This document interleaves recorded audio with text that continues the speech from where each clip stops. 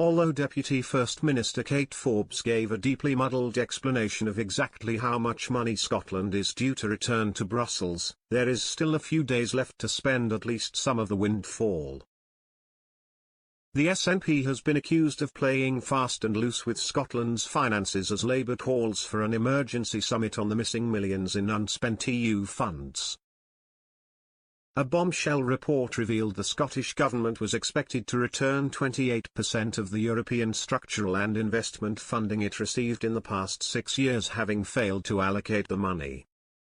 This was said to add up to a colossal £450 million. Deputy First Minister Kate Forbes vehemently disputed the figures, although MSPs said she had given a deeply muddled explanation. Meanwhile, a separate briefing from civil servants suggested the sum due to be handed back to Brussels at the end of June was €280 million, £236 million.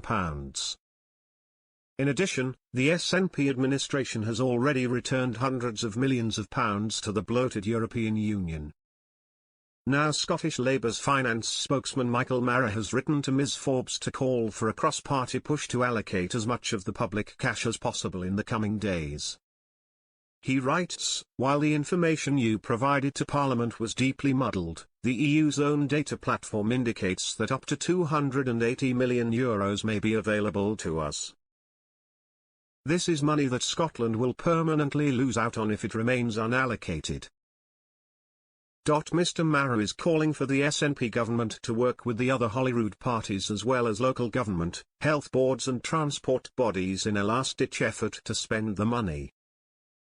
He said, Scotland has already lost out on hundreds of millions of pounds of vital funding purely because of SNP mismanagement. In a matter of days we will lose out on potentially hundreds of millions more, but the government has shown no urgency fixing the problem. We need an emergency summit to agree a plan to stop this money being handed back at a time when public finances are so severely overstretched. From this farce to their shambolic manifesto, the SNP's incompetence is threatening household finances and public finances alike. The SNP cannot keep playing fast and loose with public money and with people's livelihoods.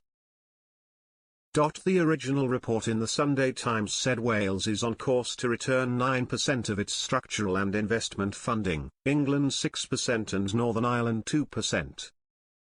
Before Brexit, the UK was the second largest net contributor to the EU budget behind Germany. Although the UK left the EU on January 31, 2020, the previous funding arrangements continued for the rest of the year with £17 billion paid in and £4.5 billion received, a net contribution of £12.5 billion. Ms Forbes said there was no evidence to support the £450 million figure in unspent funding and said final expenditure figures will not be known until the programme formally closes in 2025.